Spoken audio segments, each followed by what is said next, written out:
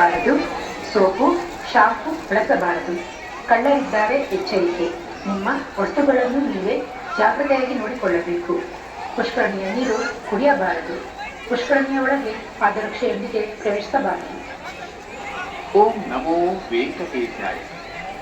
భక్తులకు విజ్ఞప్తి. శ్రీవారి పుష్కరిణిలో బట్టలు ఉతకరాదు.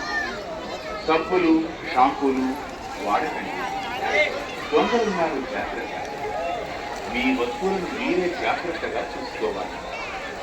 పుష్కరిణిలో నీరు తాగండి. పుష్కరిణిలోకి పాదరక్షలతో ప్రవేశించకండి.